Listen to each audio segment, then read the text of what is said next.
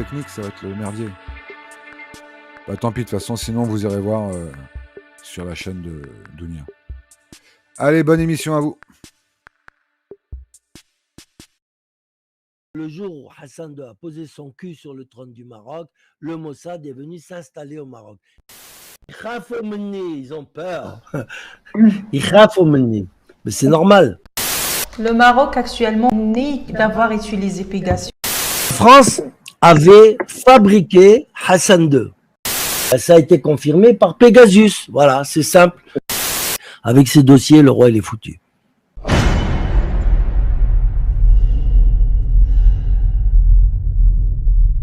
السلام مرحبا بكم، نتمنى تكونوا بخير وعلى خير وما ناقصكم خير. اليوم ان شاء الله في هذا الحوار النووي الذي قد يقلب موازين عدد كبير من المغاربه.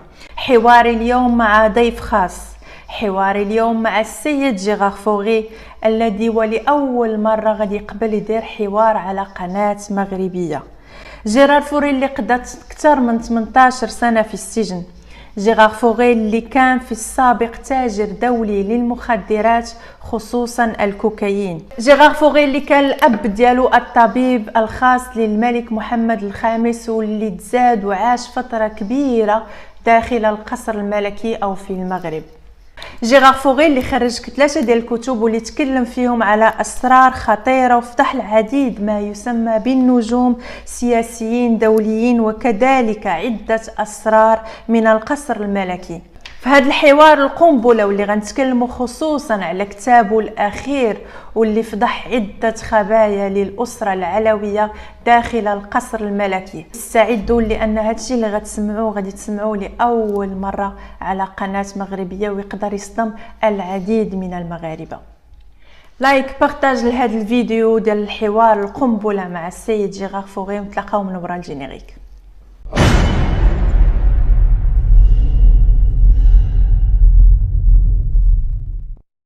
Bonjour Monsieur Gérard Fauré, merci d'avoir accepté notre invitation pour cette interview qui deviendra très certainement historique. À cette occasion exceptionnelle, Adnan fera avec moi cette interview. Bonjour Dounia, bonjour Monsieur Fauré.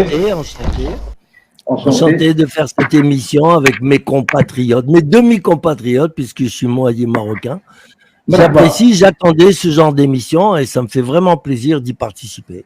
C'est un grand honneur, marhaba bik, comme on dit en Darija. Je ne vous ferai pas l'offense. Marhaba bikoum. Échange fraternel. Avec un grand plaisir. Je ne vous ferai pas donc l'offense de résumer votre vie en quelques mots.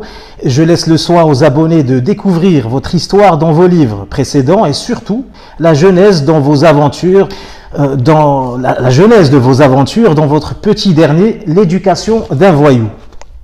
Ceci dit, une perle, une vraie perle. Je parle pratiquement que du Maroc et des méfaits français au Maroc. Ça aussi, je m'en cache pas. Bien que je sois français, très patriote, je cache pas la vérité. Les Français, ils ont fait des bonnes choses au Maroc grâce au maréchal Lyoté, mais ils ont fait aussi pas mal de saloperies, d'accord ? Surtout au niveau de la famille royale. Très bien. Ça, on aura le temps d'approfondir évidemment ce sujet. J'invite déjà tout le monde à lire ce livre extraordinaire que vous pouvez retrouver en audio sur le site. C'est, je me trompe pas, gérardfauré.com pour les personnes au Maroc qui ne peuvent pas l'avoir, sinon sur Amazon ou dans toutes les bonnes librairies. Ceci dit, on ne révélera pas évidemment tout le livre, mais il est important d'évoquer très brièvement votre étonnant parcours aux peu de gens qui ne vous connaissent pas encore.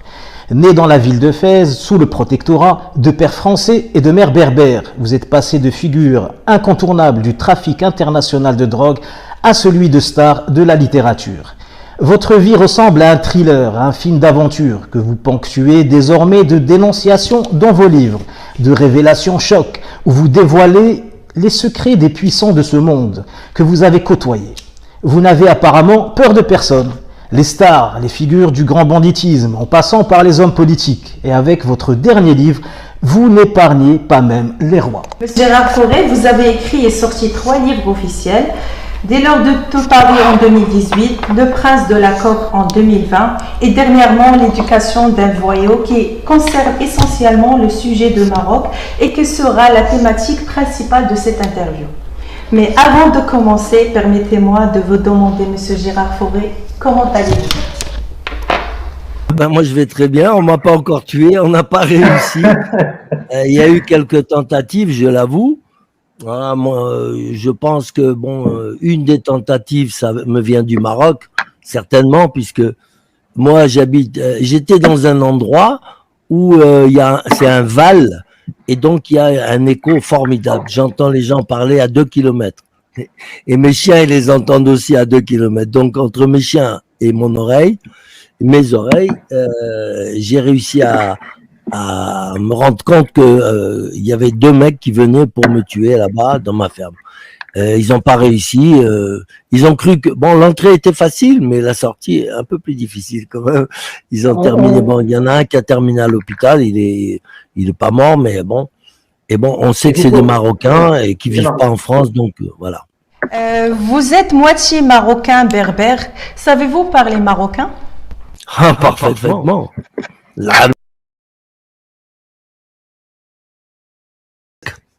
Pas comme le roi, mais l'arabe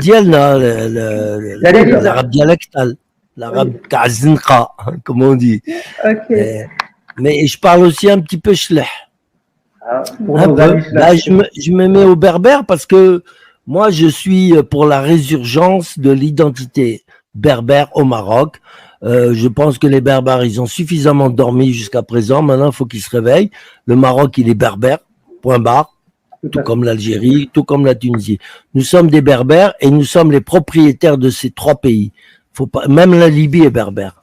Et même jusqu'au Mali, les Touaregs et tout, ce sont des Berbères originaires de l'Europe. Ce ne sont pas des Sémites, ce sont des Hamites. Les Arabes sont venus en 630, mais jusque-là, les Berbères vivaient en assez bonne intelligence entre eux, assez bonne, parce que il y a quand même eu, par exemple, en Algérie, des guerres entre les Chaouis, les Kabyles et tout. Mais aujourd'hui, ils ont compris qu'ils sont Berbères et qu'il faut aller de l'avant, et puis il faut faire une espèce de résurgence de l'identité berbère. Au Maroc, je crois que le roi l'a compris, parce qu'il est lui-même 100% berbère. Merci la France. Hein. C'est la France qui a participé à la transformation de la famille Alaouite. D'accord? Donc voilà, le roi actuel, je lui ai dit dans mon livre, j'ai dit, il ne vous reste plus qu'à, si vous voulez être un roi vraiment légitime du Maroc, c'est plus les Arabes qui commandent là-bas, ce sont les Berbères. On est à peu près 72% au Maroc, et donc maintenant, on est en train de rétablir notre identité. Par exemple, il y a des télévisions berbères, on apprend le berbère à l'école et tout. Bon, je trouve ça formidable. Je trouve que le roi, il est quand même assez moderne.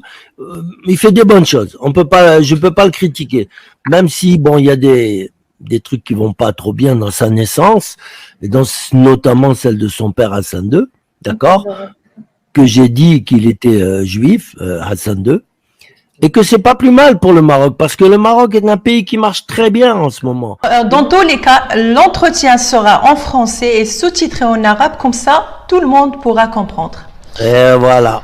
Et il faudrait mettre en berbère aussi Msakin. Amazir. Il faut Msakin, il faut les aider aussi un petit peu. Chouma alaikum. On n'a pas encore la maîtrise, malheureusement, du berbère, et ça, c'est un peu le problème que vous avez cité auparavant de l'éducation au Maroc qui se fait presque exclusivement en arabe actuellement.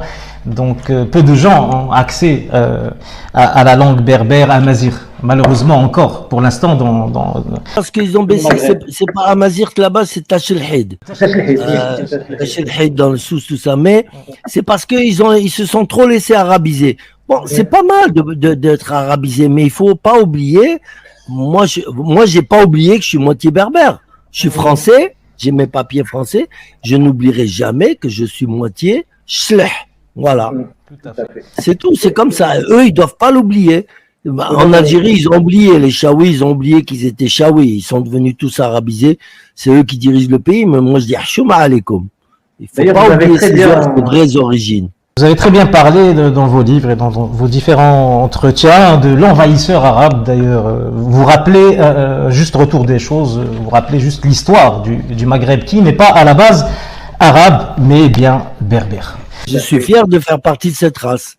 Voilà. Et moi, on va dire que mon cœur, il est marocain. et je suis français pour les papiers, voilà. Parce que je suis né français, mais moi, je suis plutôt porté sur le Maroc.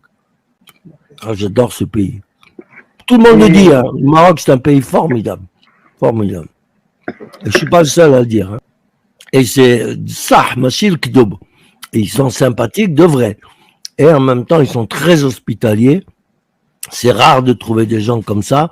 Plus on va vers le sud, chez les Schlech et tout ça, plus ils sont sympathiques, accueillants, souriants.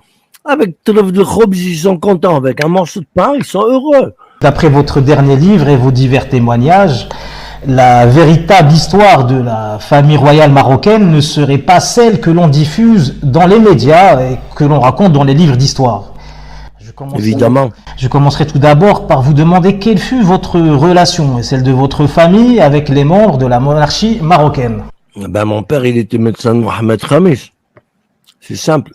Après, il a été un peu le médecin de Hassan II, mais un peu forcé, quoi.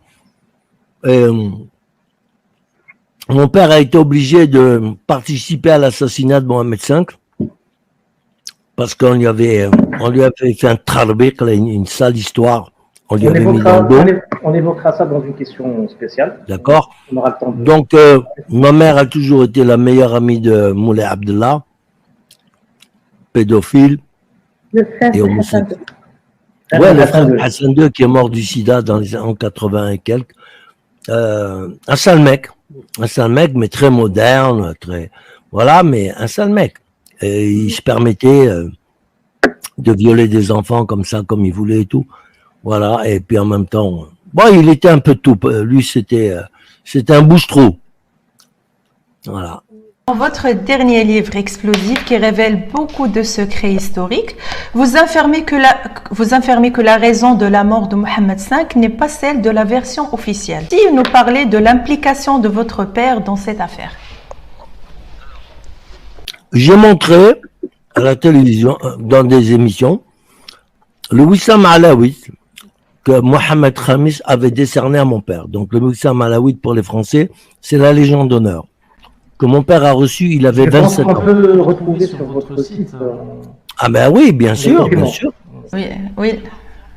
وي الادله ديال هذا الشيء اللي تيقول السيد جيرار فوغي غادي تلقاوها في لو سيت اوفيسيال ديالو girardfort.com.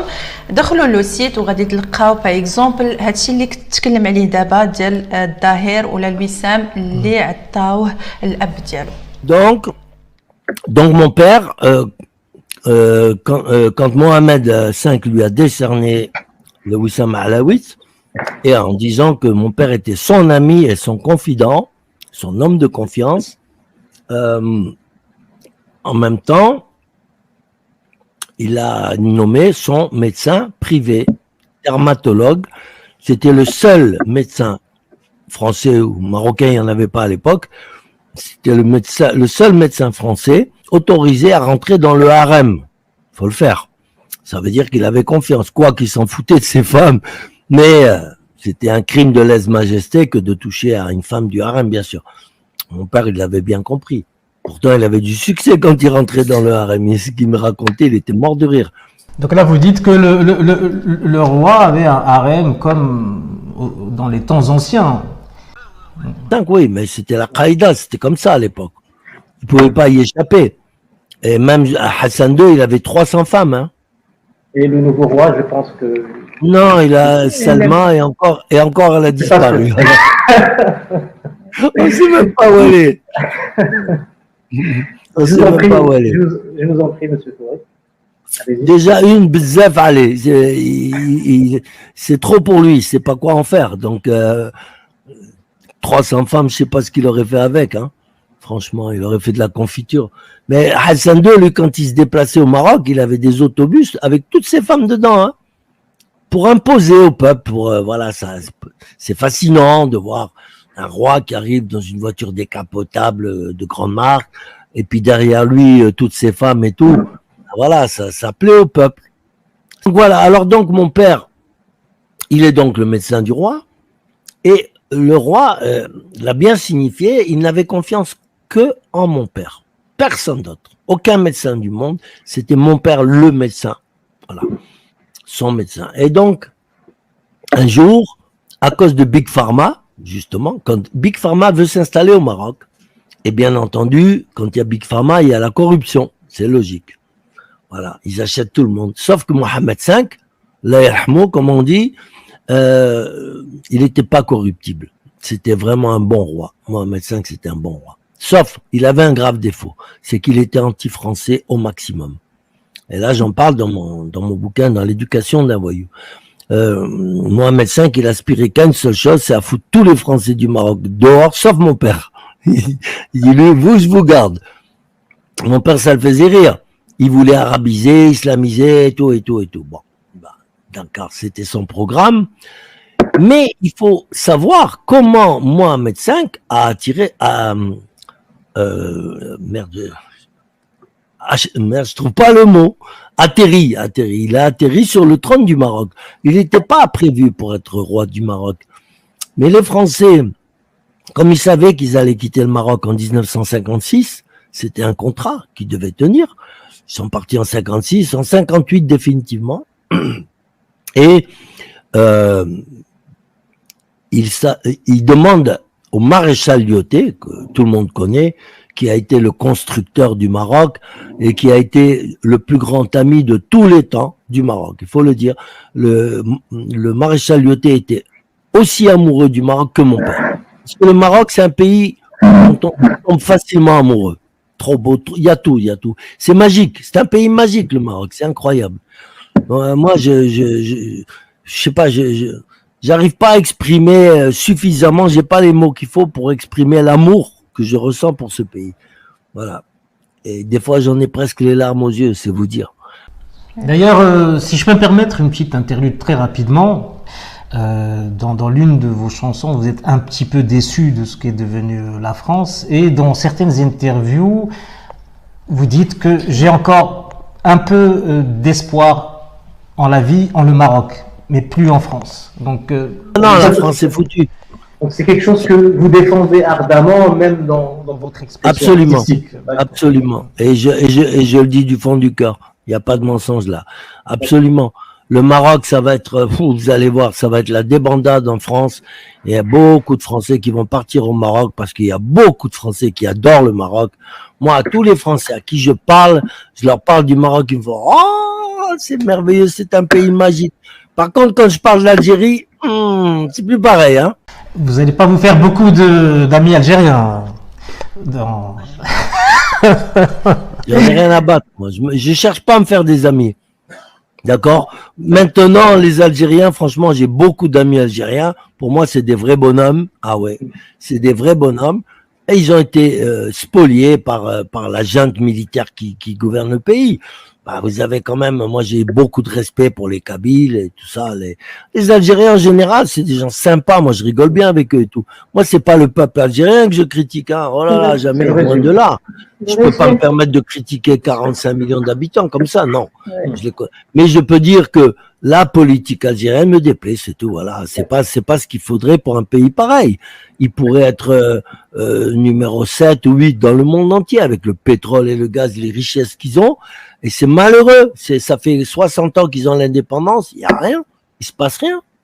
Ben, c'est malheureux, c'est toujours les militaires qui s'empiffrent d'argent et puis c'est tout. Les autres, ils crèvent la dalle, ils vont à la nage, ils traversent la Méditerranée au risque de leur vie, c'est pas normal. Est-ce que l'Arabie Saoudite, il y a un seul Saoudien qui a essayé de se sauver de l'Arabie Saoudite? Non, ils sont riches du pétrole, le Qatar c'est pareil. Pourquoi l'Algérie ne fait pas partie de ce club-là de riches? Pourquoi? Revenons à nos moutons, j'allais dire, nos moutons marocains, Mohamed V. Big Pharma vient s'installer au Maroc. Jusque-là, mon père, il était bien avec l'Institut Pasteur, tout se passait très bien, correctement. Et voilà que Big Pharma arrive et il demande à Mohamed V de se laisser corrompre. Quoi. Mohamed V, il refuse catégoriquement. Et de là, on décide, d'ailleurs c'était décidé avant Big Pharma, de mettre Hassan II, ça c'est la France qui avait décidé, parce que Hassan II était l'ami de la France. Il est français, toute la famille royale est française, ils ont tous le passeport français, hein, les cousins, les petits, les chats, les grands, tout le monde a le passeport français pour le cas où, on sait jamais. Et donc, Mon père, Hassan II, prince héritier à l'époque, il vient taper à la porte de mon père vers 3 heures du matin. Et moi, comme j'étais un genoun, je me réveille, j'écoute, j'avais les oreilles partout, j'espionne et tout. J'espionnais toute la scène. Il y avait le docteur Farage, qui était ministre de la Santé à l'époque, qui était le meilleur ami de mon père, de toujours. Il a fait ses études avec mon père en France. Il était là avec Hassan II et une grosse mallette. Alors la mallette, bourrée de fric, est-ce qu'elle venait de Big Pharma? Je pense. Oui, je pense que c'était ça. Ils ont voulu acheter mon père. Mon père, il a jeté la mallette d'argent au visage de Hassan II. Il a dit, foutez-moi le camp d'ici et tout, au prince héritier. Et donc le prince héritier lui dit, vous êtes, parce qu'ils lui ont dit, ils voulaient l'acheter pour que mon père pousse Mohamed V à aller se faire opérer des fosses nasales. Bon, je sais pas s'il prenait de la cocaïne, mais bon, les fosses nasales, c'est pas gravissime, hein. On n'en meurt pas, c'est pas un cancer.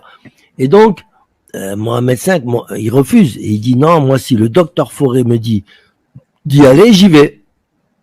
Mais sinon, j'y vais pas.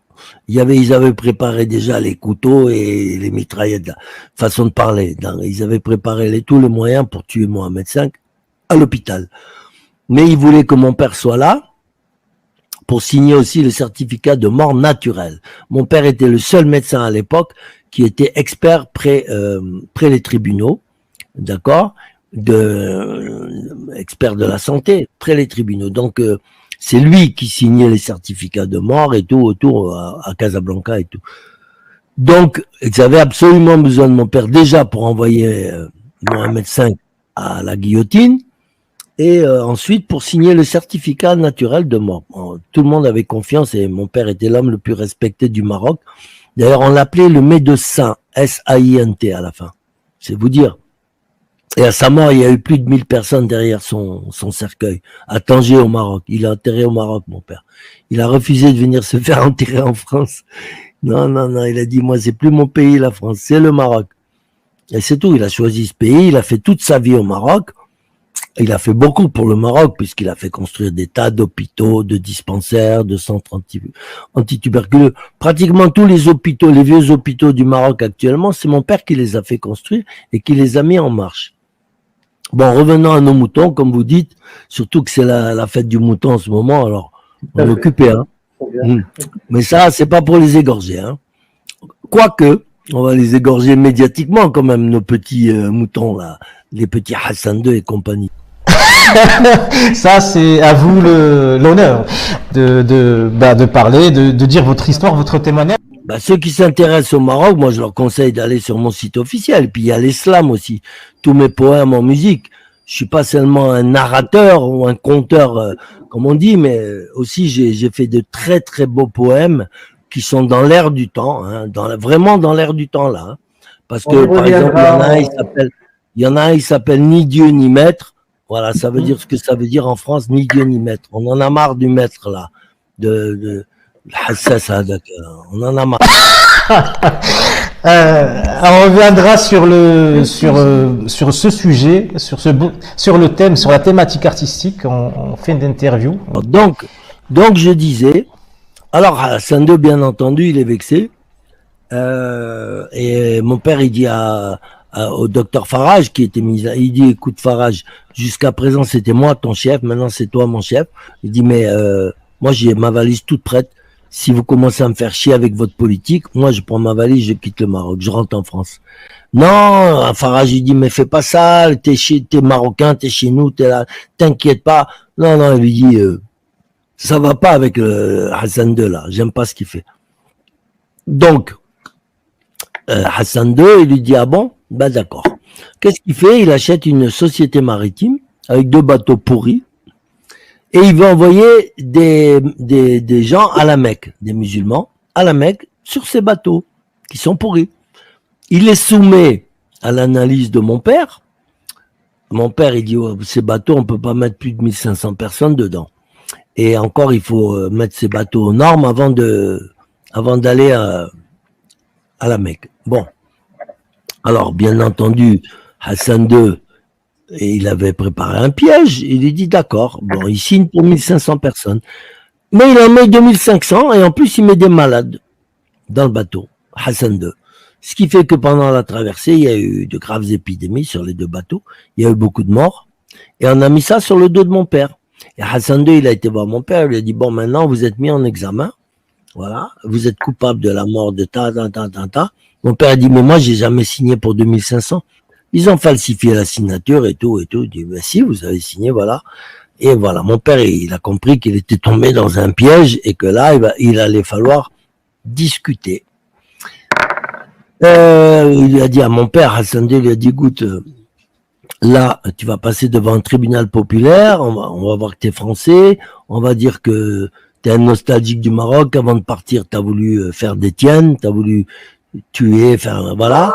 Et les Marocains, les bourricots, là, au tribunal, ils vont t'attendre à la sortie, ils vont te lyncher, ta famille, elle va te lyncher et tout. Mon père, il a compris que oui, il était en danger. Et donc, il a accepté de pousser Mohamed V, qui ne savait rien de tout ça. Il a accepté de pousser Mohamed V à aller à l'hôpital se faire opérer. Et là, on a appuyé sur le tube d'oxygène. Il est mort asphyxié.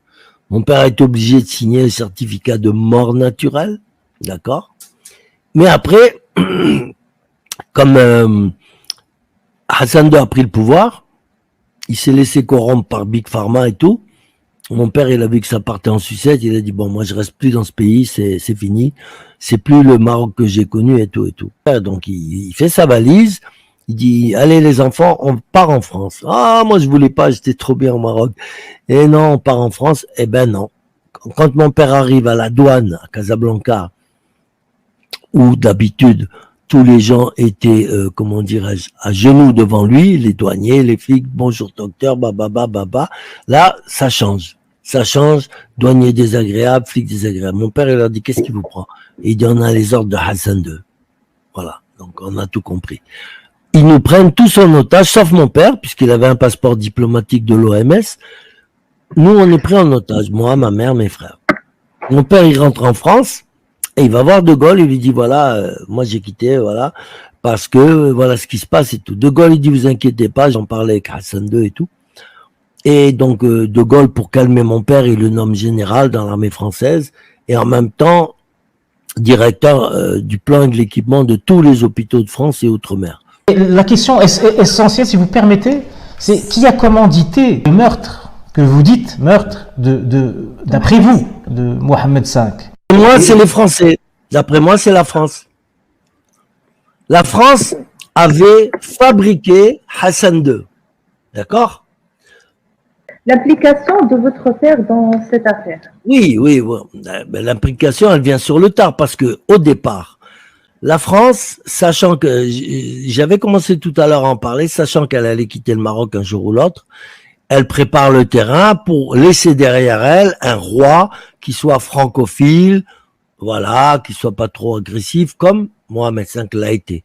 Alors, évidemment, on s'en réfère au maréchal Lyautey, qui était le grand constructeur du Maroc, qui connaissait toutes les dynasties, qui connaissait tous, voilà, tout. On lui dit, Lyautey, il va falloir nous préparer un roi qui soit comme ça, voilà. Et Lyautey, ben, c'était un homme soi-disant intègre, mais pour sa quéquette, il n'était pas très intègre. C'est-à-dire qu'il a trahi la France pour sa quéquette, on va dire. Parce qu'il était acta, il était pédé. D'accord? Maréchal Lyautey était vraiment une vraie folle. Un vrai homosexuel, mais très courageux. Mais même au niveau du courage, le maréchal Pétain, quand il était encore en bonne grâce, a dit du maréchal Lyautey, Lyautey, c'est un homme qui a des couilles au cul, mais ce n'est jamais les siennes. D'accord? C'est bien, hein? Donc, voilà, Lyautey était fou amoureux de Mohamed V. D'accord?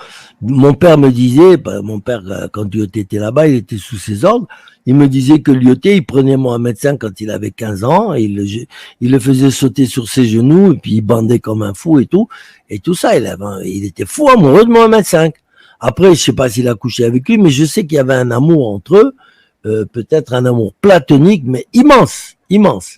Parce que à sa mort, le roi du Maroc est allé quand même s'agenouiller sur sa tombe, et paraît-il, il aurait fait venir un an plus tard le cercueil de Lyautey au Maroc pour l'enterrer, paraît-il aussi, dans le caveau familial. Je ne sais pas si c'est vrai, mais c'est ce que j'ai entendu dire. Bon, après, voilà. Donc, Mohamed V monte sur le trône, et on sait très bien ce qui s'est passé.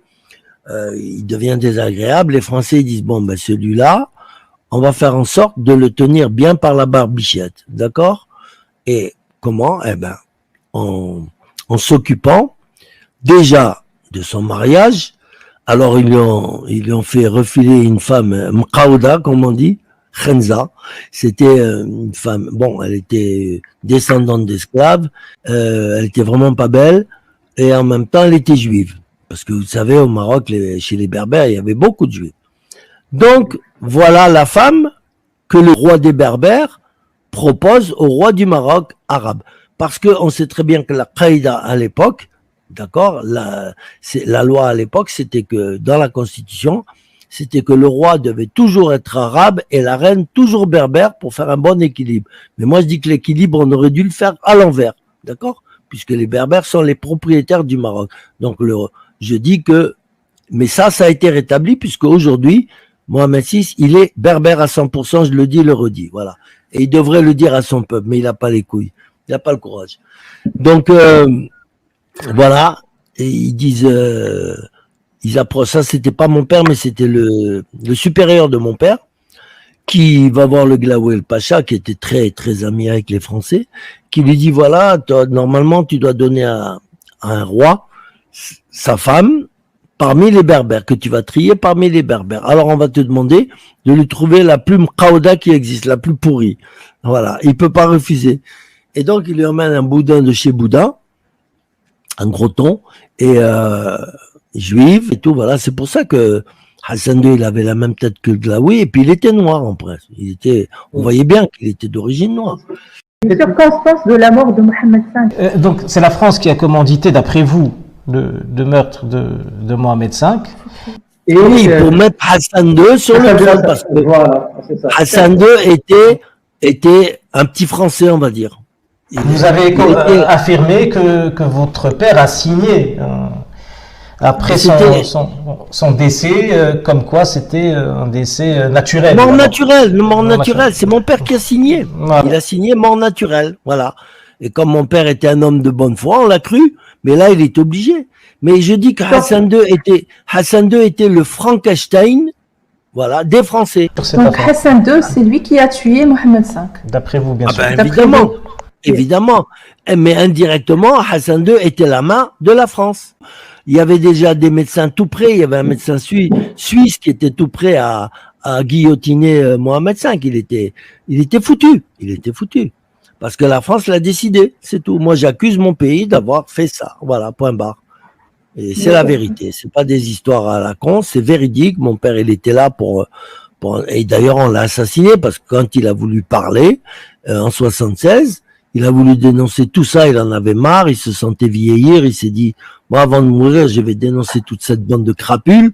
Eh ben, on a obligé ma mère à l'empoisonner. Il est mort.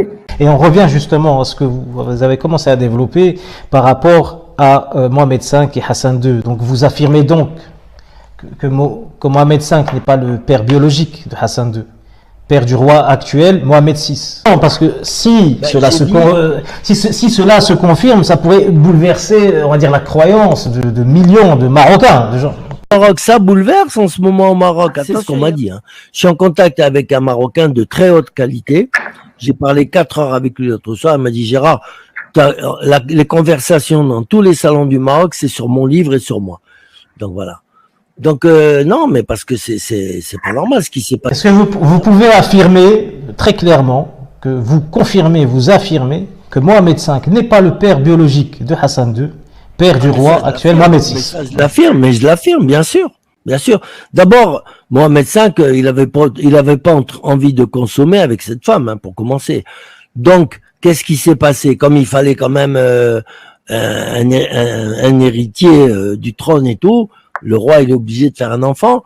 Mais non, c'est les Français qui ont fait faire cet enfant dans le dos de Mohamed V. C'est-à-dire que à l'époque, l'hôpital principal du Maroc, c'était à Marrakech, et il y avait le docteur Higuet, qui a été le supérieur de mon père, qui a demandé à Mohamed V de contrôler sa femme avant consommation. D'accord?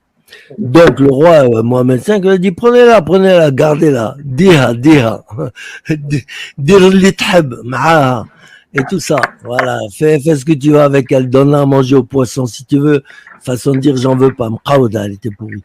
Et donc il la donne et elle va à l'hôpital de Marrakech et là, c'est là que le Glaoui El Pacha, le roi des Berbères de Marrakech, vient l'ensemencer. D'accord? Il monte dessus et c'est là que Hassan II est né. Donc vous affirmez que... il n'a rien à voir là-dedans, il n'a rien à voir dans la procréation. Et quand il a vu qu'elle commençait à devenir un peu houbla, un peu grosse, Mohamed V, et là il a dit à mon père, il a dit mais qu'est-ce que c'est, qu'est-ce qu'elle a, elle est malade, qu'est-ce qui se passe? Ah, mon père il a dit voilà l'histoire c'est que voilà vous êtes punis et c'est pas votre enfant et tout. Hassan II c'est la propriété de la France, c'est la France qui va en faire un petit français quoi. Il a fait toutes ses études en français, tout. Et voilà, c'est l'objet de la France, voilà. Et c'est pour ça que Hassan II était grand ami de la France, et c'est pas plus mal. Il a toujours privilégié les intérêts français au Maroc, la langue française, la culture. Sinon, s'il n'y avait pas eu Hassan II, je crois qu'au Maroc, on parlerait peut-être plus le chinois que le français. Hein. Oui. Ah ouais. Une autre question, Monsieur Gérard Fauré. Que pourriez-vous nous dire sur votre relation avec la famille Oufkir et l'implication de Général Oufkir dans la mort de Ben Barka? Ah la mort de Ben Barka, ça me dépasse un peu. Je sais il est venu à Paris avec l'aide de la police française, comme toujours. Toujours la France est mêlée dans ces saloperies. Tuer Ben Barka, qui était quand même l'ancien professeur de mathématiques du roi Hassan II, elle était derrière tout ça. Et je vais vous dire pourquoi. Moi, si j'ai pris de la cocaïne, c'est à cause de Madame Oufkir. C'est elle qui m'a fait connaître la cocaïne. Et cette cocaïne, elle la recevait du SDEC, d'accord? La DGSI de l'époque, le SDEC. D'accord? C'est les services de contre-espionnage français et tout ça.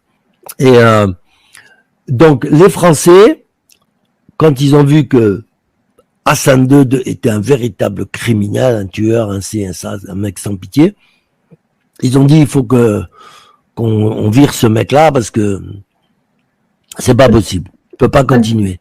Donc, il y avait deux solutions que les Français ont proposées. La première, c'était le général Oufkir devait se charger, puisqu'il était patron du renseignement au Maroc, se charger d'obtenir le dossier que mon père avait en sa possession et qu'il avait déposé chez un notaire à l'île d'Oléron. D'accord, avec moi en ma présence, moi je savais où il était le dossier. Et le soumettre au peuple marocain en disant voilà.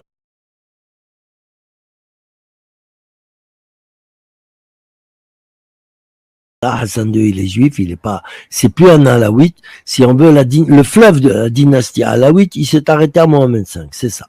C'est comme ça. Commence une autre dynastie. On ne sait pas comment on va l'appeler. On va l'appeler la dynastie El Pacha.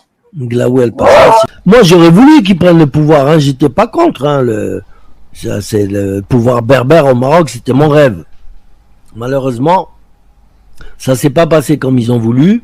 Moi, quand elle m'a parlé des dossiers, à un moment, quand elle m'a surpris en train de l'espionner dans sa villa à Marbella avec les 3 Français du SDEC, elle m'a dit bon Gérard, maintenant on va t'expliquer ce qui se passe et tout.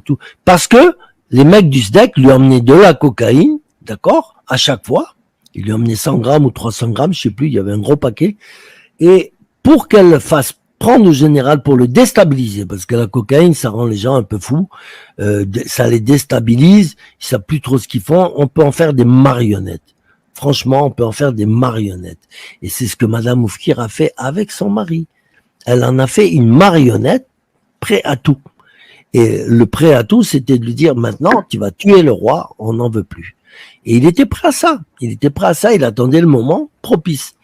Or, mais il était comme il n'était pas con, et puis c'était les Français derrière qui lui dit d'abord essaye d'avoir les dossiers. Avec ces dossiers, le roi il est foutu. Alors, donc il essaye, il me met sa femme entre les pattes. Et je raconte les histoires que j'ai eues. Quand il a su, Oufkir, qu'il pouvait pas obtenir de mon père les dossiers, que c'était impossible, eh ben il a voulu me prendre en otage, d'accord, et dire à mon père, maintenant je tiens ton fils en otage, si tu me donnes pas les dossiers, je lui coupe les couilles et la tête en même temps, les deux. Les deux têtes qu'on a, les deux cerveaux, parce qu'on sait bien que les hommes, ils ont le cerveau un peu en bas aussi, pour la plupart. C'est malheureux, mais c'est comme ça. Parce que vous étiez avec sa femme. Oui, oui. Ah ben, moi, je me suis régalé avec elle. En plus, elle m'a fait découvrir la cocaïne. D'accord. Et la bonne, hein. Donc, je me suis un peu accroché à ça. C'était bien, voilà. Mais c'était une femme formidable. Allah yarhamouha, comme on dit, que Dieu s'occupe d'elle. C'était une femme très bien.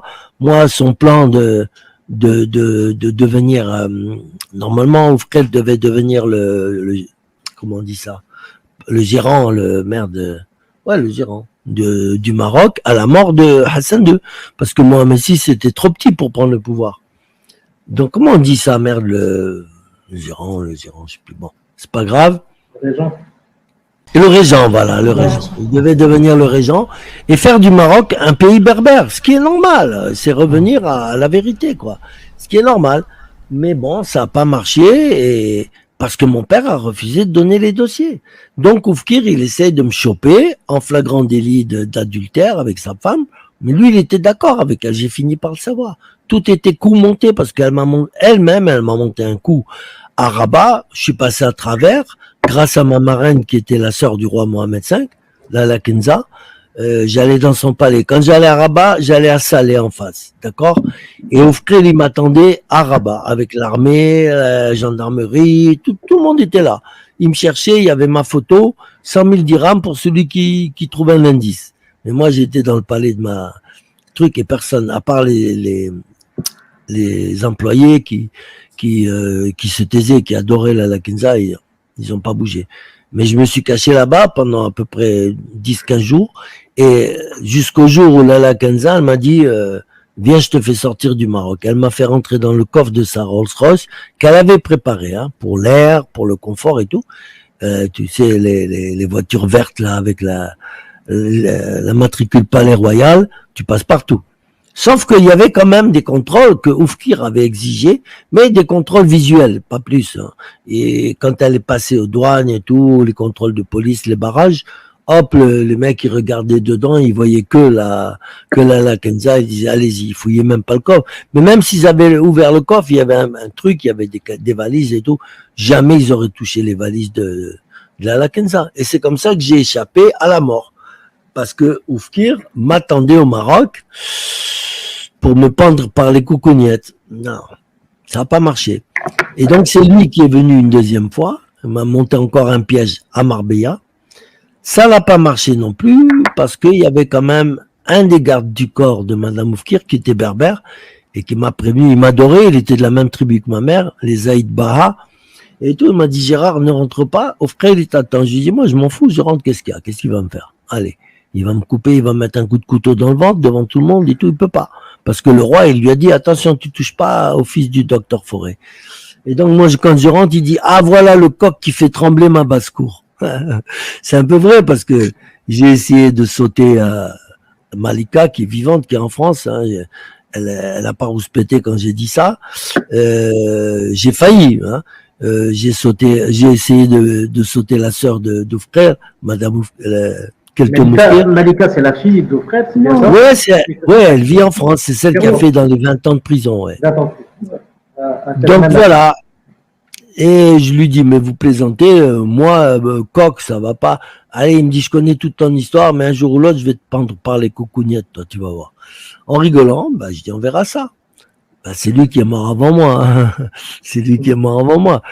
Alors, en désespoir de cause, comme il n'arrivait pas à obtenir le dossier que mon père détenait, dans lequel on relatait l'illégitimité de la famille Alaouite. C'était terminé. C'était foutu pour Hassan II.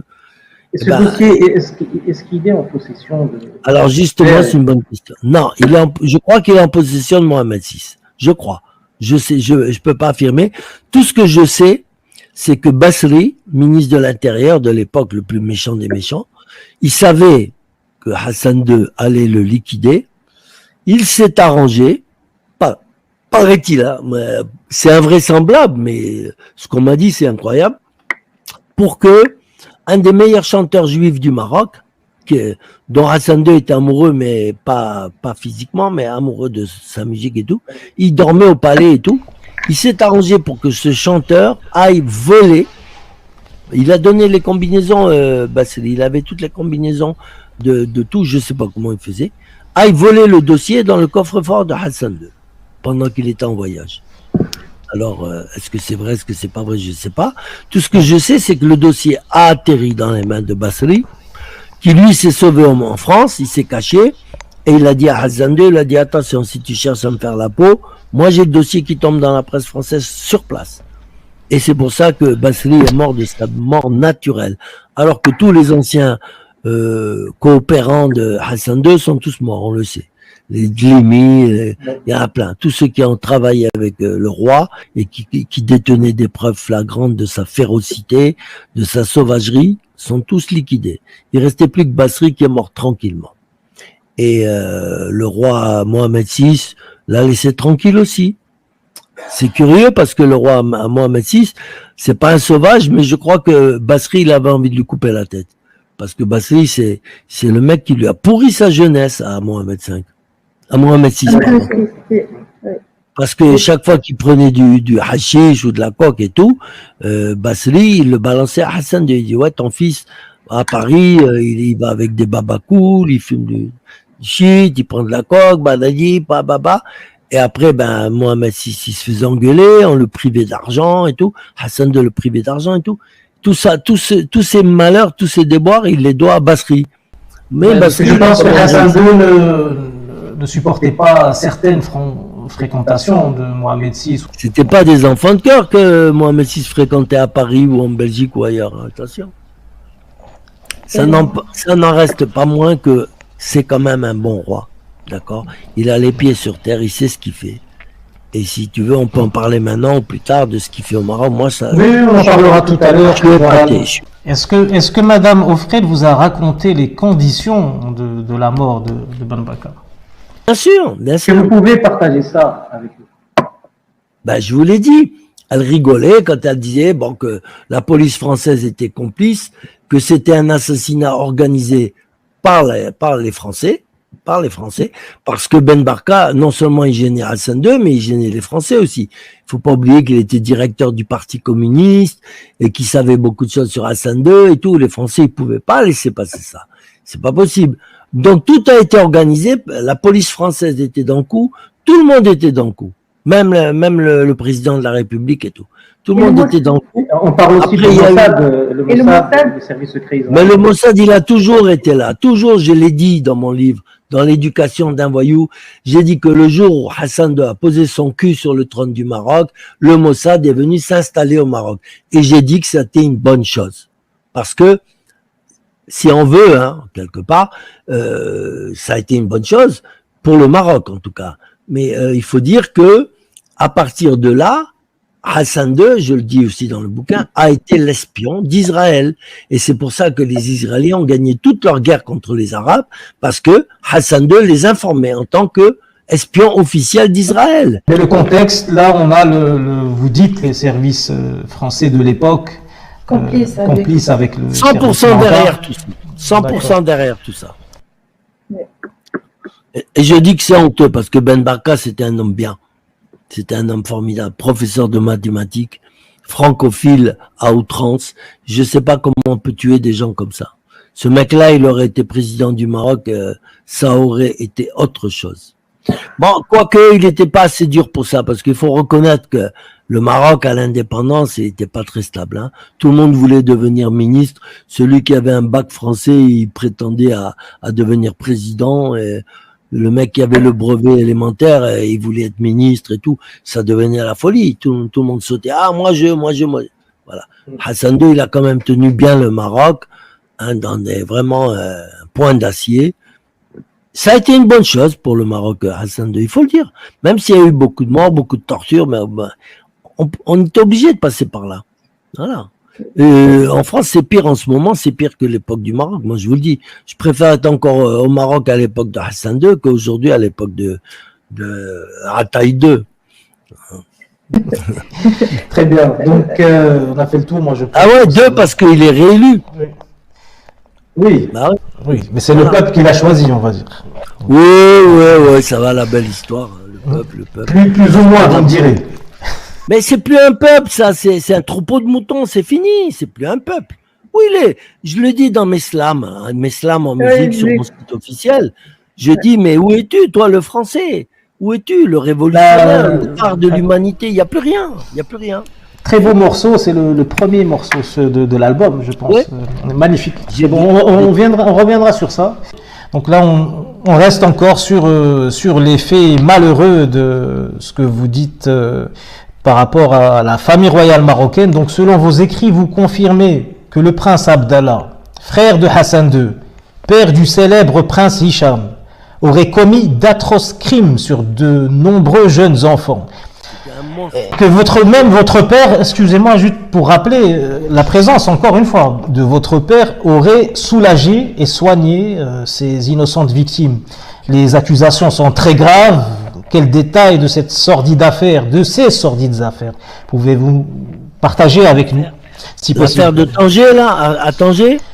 Les affaires de la personne que vous accusez d'atroces crimes envers Avec le prince Abdallah. les enfants. Le prince Abdallah, Déjà, il faut savoir, le frère de Hassan II. il faut savoir qu'en 70, Moulay Abdallah, il faisait la fête tous les soirs avec la cocaïne, l'alcool et tout. Et c'était un gros pédophile, et en même temps, c'était un homosexuel. Bon, ça, on s'en fout. Chacun a le droit à sa sexualité. Tant que la liberté des uns s'arrête là ou commence celle des autres. D'accord? Lui, ça, il savait pas. Il respectait pas la liberté des autres. Et moi, j'ai su parce que faut pas oublier non plus que Lala Kenza, c'était ma marraine, pardon. Maîtresse, elle était trop vieille, mais c'était ma marraine. Et moi, quand j'allais la voir au palais à Salé, elle me racontait des histoires pas possibles. Elle me racontait tout ce qui se passait au Maroc. Elle savait tout. Elle était pas contente. Et donc, Moulay Abdallah, un jour, il a fait une fête chez lui. Et à un moment, il avait envie de petits garçons. Il dit à ses gardes du corps, allez me chercher des garçons dans la rue. Chopez-moi des garçons. Et à côté, justement, malheureusement, il y avait le lycée Descartes français. Pas loin. Il y avait juste un petit bois qui les séparait, c'est tout. Et après, il y avait le palais de Moulay Abdallah. Et donc, les gardes du corps, ils voient 5 petits écoliers qui se rendaient à l'école. Ils les chopent. Parmi eux, il n'y avait pas de Marocains, il y avait que Espagnols, Français, Italiens, tout ça, qui allaient au lycée. Ils les chopent, ils les violent, tout. Et après, il les fait tuer pour ne pas laisser de témoins. D'accord? Il les jette dans le bois à côté. Il y a eu un scandale pas possible.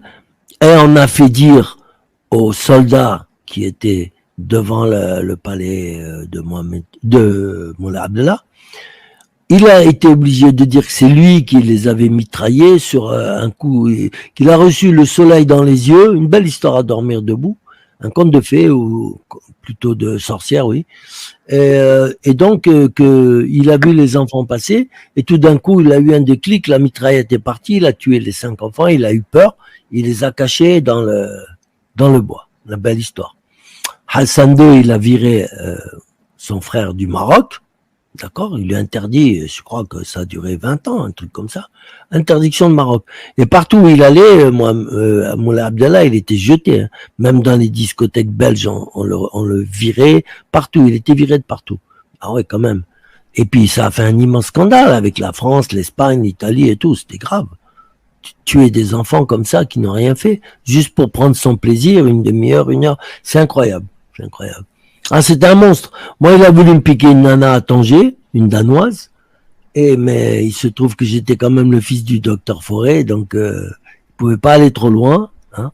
Il pouvait pas aller trop loin. Quand il a su qui j'étais, il m'a dit, Smahli, on laisse tomber, prends ta femme et va-t'en.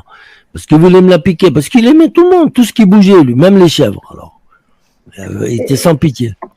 Il est mort de sida. Il est mort de sida. Exactement, je crois en 86, ouais. Bah ouais, ça m'étonne pas. Il a été protégé par son statut. Une personne lambda, par son statut. Il était plus protégé, c'est fini.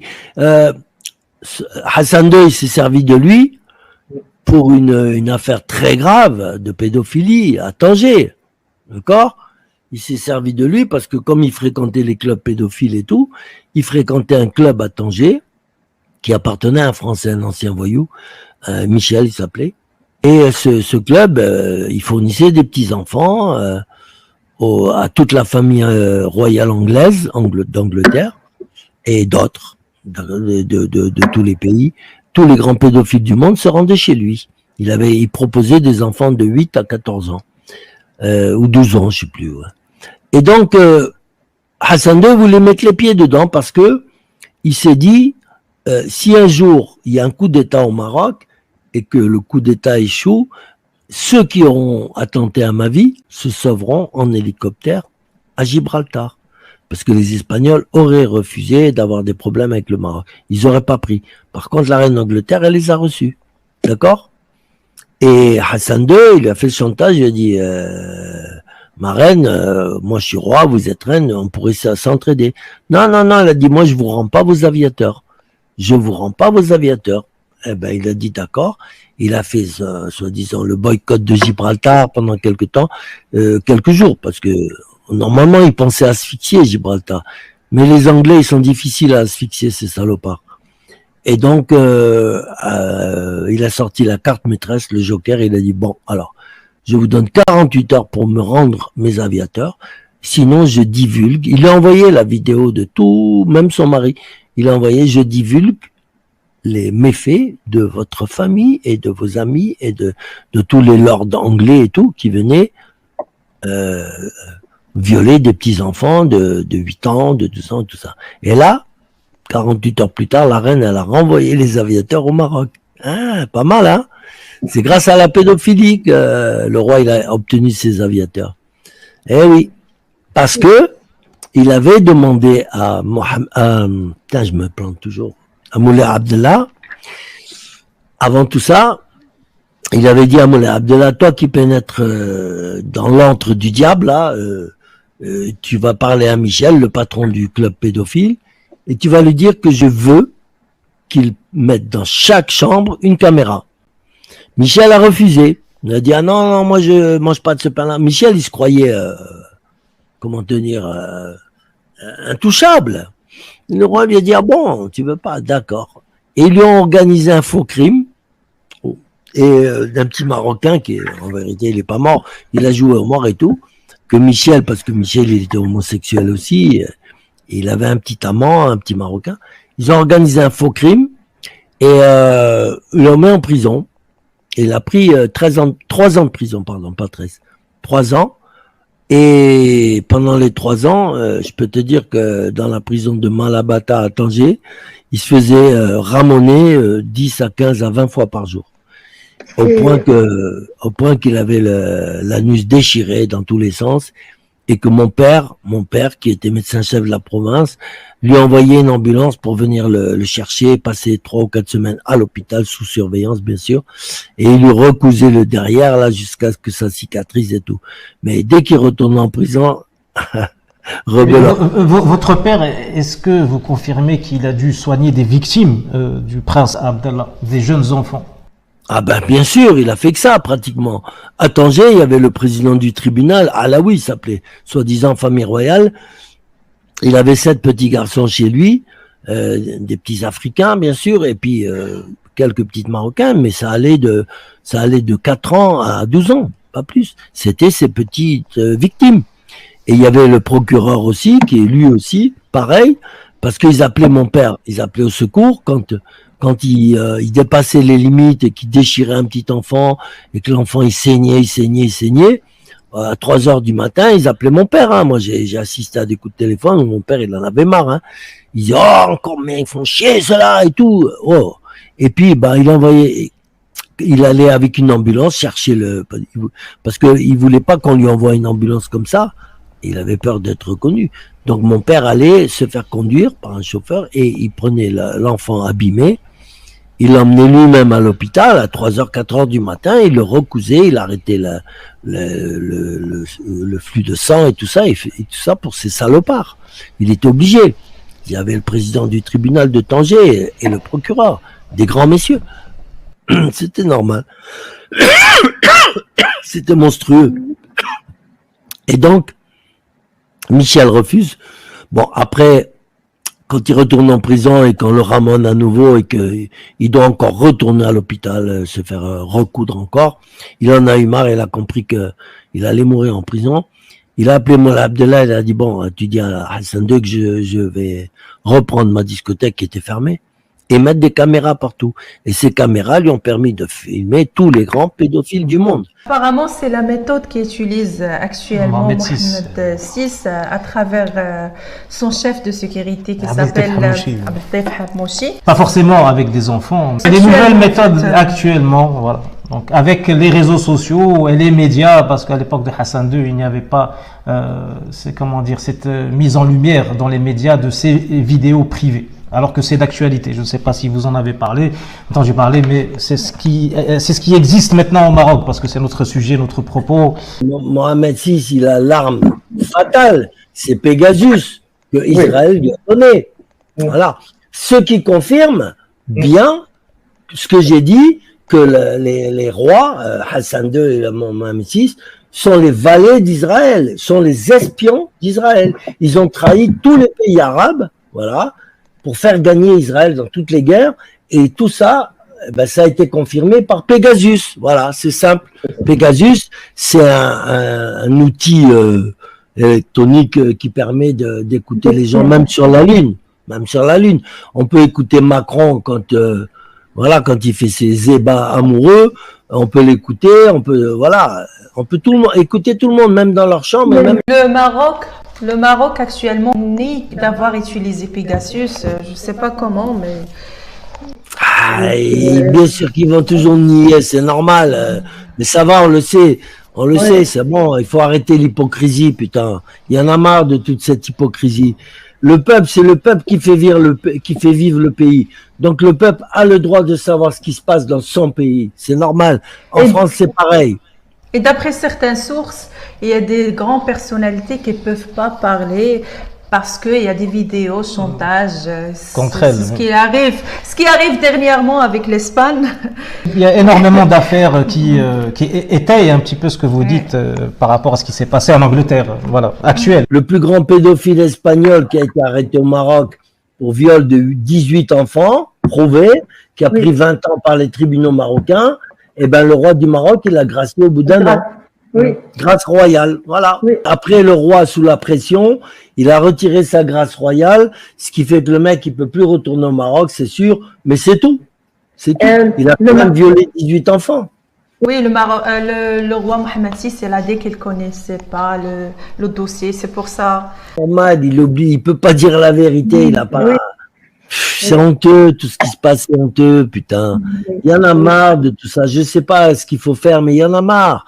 Il y en a marre de tous ces mensonges, putain. C'est nous qui payons des impôts ici, comme au Maroc, et tout, et tout. Il nous faut la vérité, mais on l'aura jamais, surtout en France. C'est pareil. Le roi Mohamed VI, il a accueilli comme un empereur ici, en France. En ce moment, je crois qu'il est là, il est très malade. Il serait dans sa propriété, là, un château à 1 milliard d'euros. Et qu'il a acheté en pleine crise de Covid, 80 millions d'euros, c'est officiellement. Oui, il appelle ça sa garçonnière. C'est Paris, 7e arrondissement. Oui, 80 millions d'euros, je sais, j'allais le dire. Donc voilà. Et pendant ce temps-là, il y a quand même des gens qui crèvent de faim au Maroc, plein. Bon, c'est pas tellement la misère comme avant, il faut reconnaître.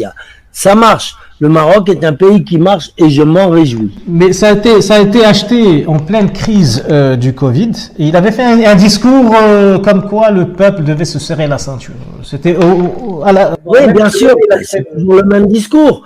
Mais alors, à la différence de son soi-disant père, en tout cas, on n'est pas sûr que c'est encore lui le père, Hassan II, Hassan II, il n'aimait pas trop l'argent. Il n'était pas Bah, il avait besoin un peu pour faire sa politique, mais il courait pas trop après l'argent. C'est le Hassan II, pouvoir. C'est plus le pouvoir. Oui. et la politique. Ça, on reviendra sur ça plus en détail, mais vous finissez votre phrase, bien sûr, allez-y. Je dis, lui, c'était la politique. Voilà, il aimait ça. Et il était très, très, très bon en politique parce qu'il a quand même bien placé le Maroc dans le monde. Hein. Mais par contre, là, Mohamed VI, c'est l'argent. Et d'ailleurs, de numéro 155, fortune mondiale de Hassan II, il est passé à numéro 4.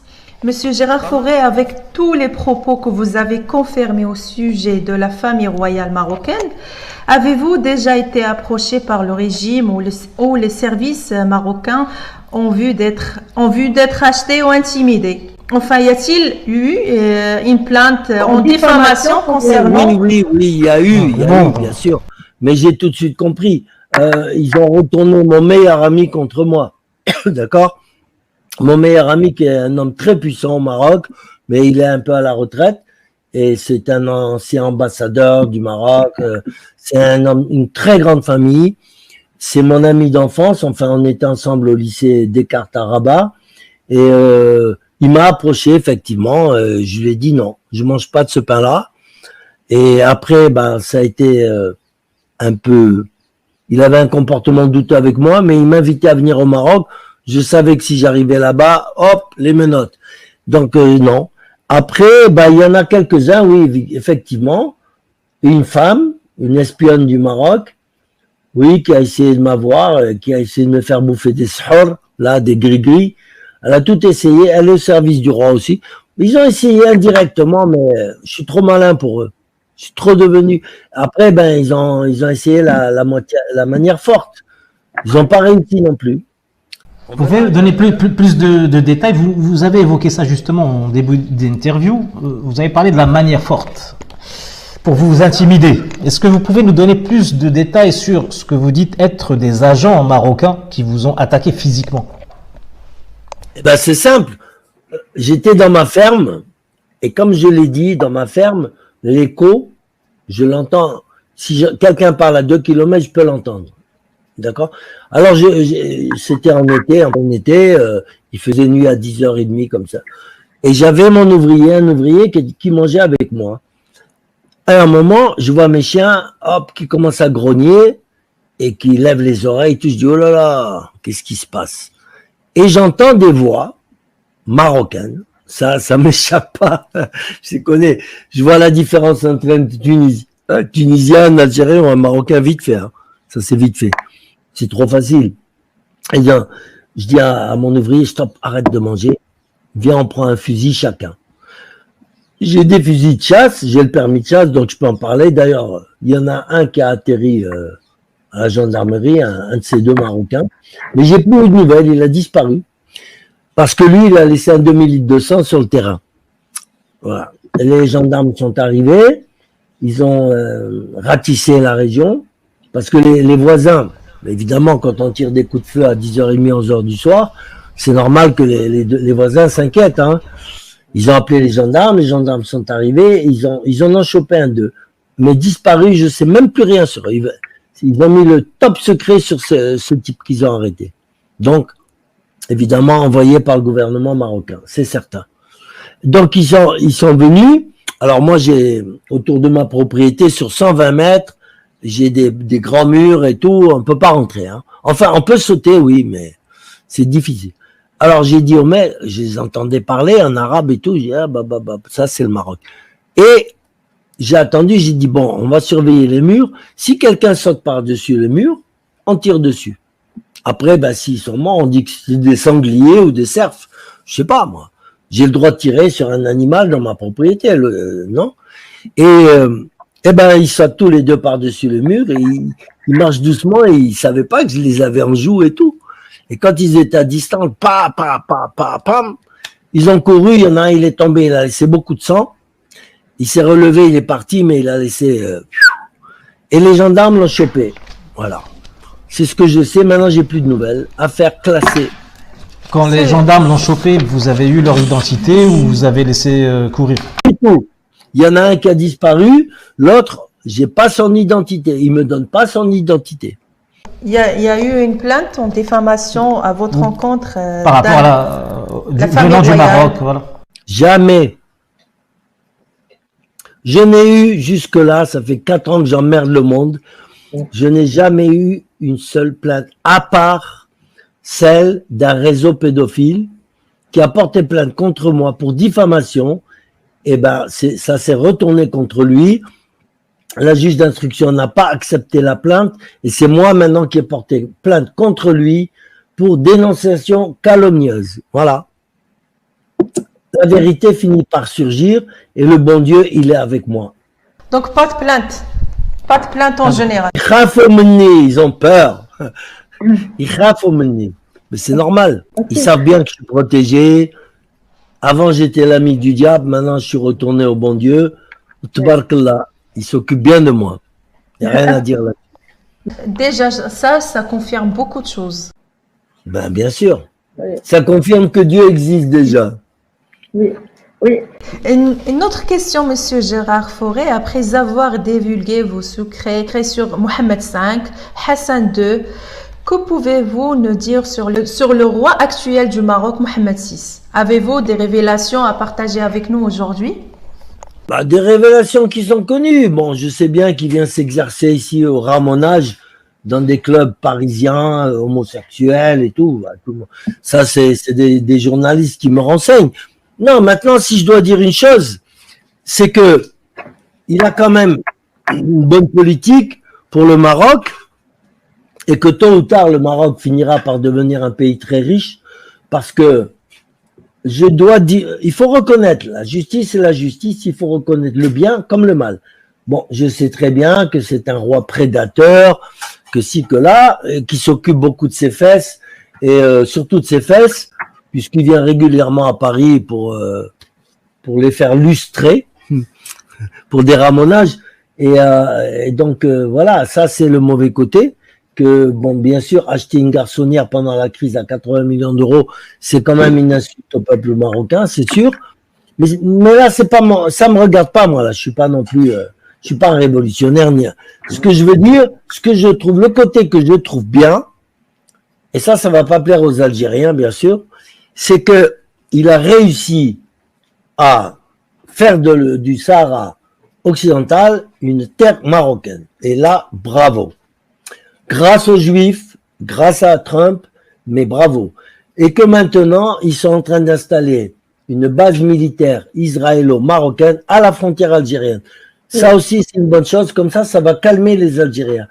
Parce que les velléités guerrières du peuple algérien, on les connaît. Ils ont dépensé plus de 500 milliards d'euros en armes, alors qu'il n'y avait pas besoin de ça. Le Maroc est connu pour être un pays pacifique, qui n'a jamais cherché la guerre, qui ne veut pas de guerre. Il y a eu une petite guerre des sables à cause de Tindouf et de Figuig, parce que voilà, c'est une autre histoire. Mais le Maroc est un pays très pacifique, qui ne pense qu'à son développement et sans histoire. Bon, il y a les Algériens à côté qui piquent, qui cherchent. Maintenant, je pense qu'ils vont arrêter de chercher parce qu'il y a les Israéliens, il y a Tsahal là-bas. Alors moi, je dis pas que j'adore les Juifs, disons qu'ils me laissent plus ou moins indifférent, mais je les respecte en tant que peuple qui a récupéré une partie de sa terre en tout cas. Le problème palestinien, j'en fais pas non plus une tartine, parce que il faut reconnaître, si on veut parler de justice, il faut reconnaître que si on dit que les sionistes font le hagra, oppriment les Palestiniens, on pourrait aussi dire demain que le roi du Maroc opprime les Sahraouis, les Sahariens, du Polisario. On pourrait le dire. Je le dis pas parce que c'est pas vrai, mais les gens qui connaissent pas l'histoire, moi je connais l'histoire du Sahara occidental. Mon père, il était aux frontières, en tant que médecin militaire, il était aux frontières du Sahara. On connaît tous l'histoire. On sait très bien que depuis des millénaires, le Sahara, il a toujours été, on va pas dire marocain, il a été mauritanien. Or, le Maroc, c'est la Mauritanie allongée. Jusqu'à Tanger, on appelle la région Mauritanie Tingitane. Ça veut dire ce que ça veut dire. C'est il y a des milliers d'années, mais le Maroc, le Sahara occidental, il a toujours été ou mauritanien ou marocain maintenant. Point barre. Alors, que les Algériens viennent nous faire des leçons et nous dire ouais, ils devraient, eux, d'abord, regarder la paille, la poutre qu'ils ont dans les yeux, au lieu de regarder la paille que les Marocains ont dans les yeux. Parce que il faut savoir que le désert algérien, qui fait 1,5 million de kilomètres carrés, ou peut-être un peu moins, il a été volé par les Français et annexé à l'Algérie française. D'accord? Donc il est illégalement algérien. Aujourd'hui, ils devraient le rendre aux Sahraouis. Pourquoi ils ne le font pas? Au lieu de zioter et de montrer du doigt le Sahara marocain. C'est honteux, ça. Monsieur Gérard, vous dites, d'après des infos, que actuellement il y a la France et entre parenthèses Israël qui protège ou qui travaille avec le régime marocain. C'est ça? Il y a la base militaire, qui est actuellement au Sahara. Mais ma question c'était, c'est quoi l'échange?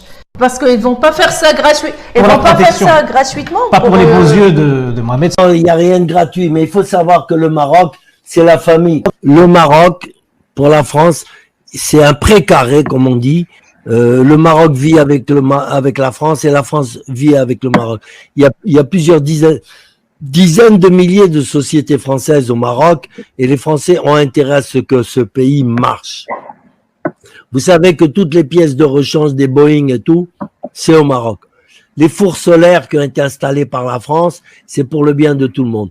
Mais il n'y a pas de ça. Il y a Renault, il y a Peugeot qui font 400 000 voitures par année. Le Maroc nous a acheté des TGV. C'est un pays qui se modernise très bien, il faut le dire. Après, c'est encore un pays pauvre, mais que la France soit derrière le Maroc, c'est normal, ça a toujours été comme ça.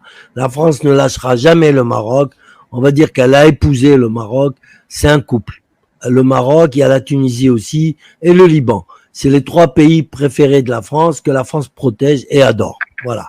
Maintenant, les Israéliens interviennent aujourd'hui physiquement et visiblement, alors que depuis 61, ils sont là. Faut le savoir. Pourquoi? Parce que dans l'histoire, les Juifs ont été les professeurs, les patrons du Maroc. Je l'ai mis dans mon bouquin aussi, l'éducation d'un voyou, et c'est dedans. Je dis bien que en 1900, le drapeau marocain était frappé de l'étoile de David, pour commencer. Ensuite, les pièces de monnaie avec l'étoile de David, les billets partout, étoile de David. Et c'est le maréchal Lyautey qui a rétabli la situation en disant au roi du moment, en lui disant, mais attendez, vous dites que vous êtes le descendant du prophète, que si, que là, que vous êtes musulman, et tout est juif chez vous. Alors, en 1915, ils ont tout rétabli, ils ont mis l'étoile à 5 branches, voilà. Donc, si on veut, il y a aujourd'hui 1 million de juifs marocains en Israël qui veulent revenir au Maroc. Ça, c'est une grosse fortune pour ce pays. Faut pas l'oublier. Des juifs, quand on a des juifs chez soi, on est tranquille. Ça, c'est qu'il y a de la prospérité. Les rois de l'époque, les rois polonais, allemands et tout ça, ils achetaient leurs juifs parce que quand on a un juif chez soi, c'est une source de richesse. Et ça, le Maroc, il a toujours bien fonctionné, moyennement bien, mieux que d'autres pays à côté, grâce à ces juifs. Et maintenant, ils reviennent. Ils ont une ambassade, ils ont des consulats, même dans le Sahara, partout. C'est une bonne chose pour le Maroc. Qu'on aime ou qu'on n'aime pas les Juifs, il faut reconnaître que le roi, là, bravo. Il a été trop bien. C'est formidable. Maintenant, il y a les Américains aussi, qui déplacent leur base militaire en Espagne, à Rota, base militaire maritime, où il y a la 7e flotte et tout et tout. Ils la déplacent au Maroc aussi. Donc, je trouve que ça, c'est un coup d'éclat qu'il a fait le roi du Maroc, parce que maintenant, les Algériens, ils n'emmerdent plus le Maroc. Et c'est tant mieux. Ils doivent se serrer la main, faire la paix et aller de l'avant. Tu te rends compte, le Maroc, l'Algérie, la Tunisie ensemble, le Maghreb uni, mais ce serait formidable. On y arrive, et on va dire, franchement, c'est grâce aux Juifs. Parce que c'est un peu grâce à eux que l'Algérie, elle veut plus trop se mêler des affaires, du Sahara et tout, c'est terminé, on n'entend presque plus parler. Et moi, je trouve que c'est un grand bien. C'est un grand bien pour le Maroc. C'est un grand, grand bien. Pour l'instant, on voit ça bien juste pour le régime, parce que les Marocains sont toujours pauvres. Le peuple passe un petit peu à côté. Là maintenant, il y a un pacte entre Israël et le Maroc. C'est Israël qui va se charger de développer le Sahara marocain. D'accord? Et ça, c'est une bonne chose. Parce qu'on a vu de quoi sont capables les Juifs en Israël, avec le désert du Negev. Ils font pousser des fraises, des cerises, des avocats, de tout. Ça va être, le Maroc va devenir la première puissance de la région agricole. Et c'est énorme. Ils vont dépasser les Espagnols, ils vont dépasser la Hollande, ils vont dépasser tout le monde avec leur production saharienne. Ça va être extraordinaire. Et il y a du pétrole, du gaz, des phosphates, il y a vraiment des richesses Monsieur exceptionnelles. Gérard, excusez-moi de vous couper, Monsieur Gérard Fauré, mais la plupart des projets qui se font au Maroc, c'est pour les sociétés du roi, c'est pour les sociétés privées. Ça ne vient pas au... Oui. C'est le monopole qui est... C'est ça le malheur. Les Marocains ne profitent pas. C'est un peu vrai, ouais, ils profitent des restes. Des petits restes quand même. Il vaut mieux avoir des restes que rien du tout. Mais non, moi je fais confiance à Israël parce que c'est quand même une des meilleures démocraties du monde. Je pense qu'ils vont donner des bons conseils au roi, je pense. Et déjà, tous les conseillers du roi sont juifs, on le sait, les Azoulay et compagnie, mais je pense que eux, ils ont l'expérience, une vraie expérience de la démocratie. Je parle ce qu'on appelle des sionistes, et je pense qu'ils vont quand même donner des petites leçons à notre Mohamed là, pour qu'il change un peu de... Ça va, il est riche maintenant, il est trop riche. Maintenant, il est temps pour lui de s'occuper de son peuple quand même. Je pense que s'il en réchappe cette fois-ci de sa maladie et tout, il va changer de fusil, il va devenir un peu plus gentil avec son peuple. Je l'espère en tout cas. Non, mais moi je vois que du bien pour ce pays. Et bon, là en ce moment, on le sait, il y a une petite guéguerre avec la France. Parce qu'ils refusent de reprendre les Marocains qui sortent de prison en France, ils refusent de les recevoir sur le territoire marocain. C'est pas normal. Un pays ne peut pas refuser d'accepter ses ressortissants. D'accord? Donc là, il y a un blocage des envois d'argent au Maroc. Il faut savoir que les ouvriers marocains, ils envoient chaque année entre 9 et 10 milliards d'euros au Maroc. Donc c'est quand même ce qui permet au Maroc de vivre correctement. Parce que bon, le budget du Maroc, c'est 50 milliards par an, c'est pas beaucoup. 10 milliards qui tombent comme ça en plus les 20 milliards du hashish qui vont aussi au nord du Maroc, ça leur fait une bonne cagnotte aux Marocains. Mais là, en ce moment, ils bloquent, les Français, ils bloquent parce qu'ils disent au roi, si vous reprenez pas vos ressortissants délinquants, eh ben nous, on va bloquer les envois d'argent. Et là, en ce moment, c'est bouillant. C'est bouillant. D'accord. Mais ça va bien se terminer, je sais. Pour finir sur le sujet du roi, on va parler très brièvement, une petite question en fait sur son ex-femme. Est-ce que vous avez une idée où elle pourrait être maintenant, parce qu'elle a disparu depuis 2017. Depuis 2017, personne n'a aucun signe de vie. Comme on faisait avant, quand une femme gênait, on l'envoyait dans un monastère, dans une église, elle terminait sa vie là-bas. Elle n'est pas morte, elle a réapparu quand le roi a quitté le Maroc pour aller se faire soigner en France, elle a réapparu. Elle est vivante, en bonne santé, sauf qu'elle est mise au secret. C'est tout, parce que on a peur de ce qu'elle a à dire. Ah, voilà. Elle doit avoir pas mal de choses à dire. Hein. Ça doit être suffisant. Ça serait pratique aussi de la faire disparaître. Non, parce que le monde entier a les yeux sur elle, on peut pas. Parce qu'on n'a aucune preuve tangible de quoi? Qu'elle soit vivante. Moi, je me suis laissé dire qu'elle a réapparu il y a une semaine. Donc vous ne pensez pas qu'elle a été dissoute dans l'acide comme Ben Barka? Kdob, il mente, c'est pas vrai. Elle est vivante. Moi, je vous dis, elle est vivante. Je connais un personnage qui lui rend visite, en plus. Un très grand personnage. Je ne citerai pas son nom parce que je le mettrai en danger. Mais voilà, je sais qu'elle est vivante. Vous inquiétez pas, elle n'est pas morte du tout. Après, si elle meurt de brassa, c'est son problème. Elle a accepté de se marier avec les avantages et les inconvénients. Hein. C'est comme ça, c'est la vie. Mais je peux vous affirmer qu'elle est vivante. Vous avez parlé de l'homosexualité supposée du roi Mohamed VI. Vous pensez que c'est peut-être des raisons du divorce? Non, je ne pense pas, puisqu'elle le savait au départ. Voilà, elle savait qu'elle allait être là juste pour faire des enfants et pas pour son plaisir. Mais bon, devenir reine du Maroc, c'est pas mal aussi. Avec ce qui suit, les conséquences, les propriétés, les milliards et tout. Elle a fait son choix. Mais bon, maintenant, je pense que elle doit bien se débrouiller, elle doit trouver des mecs de temps en temps, maintenant qu'elle est libre. Mais, non, je pense que là-dessus, Mohamed VI, il n'est pas sauvage. C'est pas un sauvage, c'est pas un tueur, c'est pas un buveur de sang, c'est un buveur d'argent, par contre. C'est tout, mais le sang, non. Justement, quel est votre point de vue sur les différents régimes des premiers monarques, Mohamed V, Hassan II, Mohamed VI, les différences, qui sont les pires, qui sont les meilleurs d'après vous? Le meilleur, c'était bien sûr Mohamed V. Le pire, c'était Hassan II. Mais on a eu besoin de Hassan II. Si Hassan II n'avait pas été là, le Maroc, il serait en poutre, comme la Libye. Faut pas rêver. Il y avait trop d'opportunistes, trop de va-t-en-guerre, trop de tout. Il les a tous calmés, Hassan II. Bravo. C'est une main d'acier. Mais je dis que le meilleur, ça a été Mohamed V. Le pire, ça a été Hassan II. Et l'autre, il est entre les deux. Je crois qu'il a quand même un brin de gentillesse dans son cœur, Mohamed VI. Mais il pense trop à ses fesses et il pense trop au sexe. C'est un obnubilé du sexe. Et il est aussi obnubilé par sa maladie, etc. Bon, après, je sais pas s'il a assez d'argent aujourd'hui ou il en faut encore. Je sais pas. Parce que je sais qu'il a plus d'une 50aine de procès avec les plus grandes mutinies nationales du monde. Et qu'il faudrait que ça cesse un peu. Il faudrait qu'il arrête de taxer tout le monde. Je croyais que ça allait s'arrêter quand il y a eu l'affaire Ikea à Tanger. Je sais pas si vous êtes au courant. D'accord?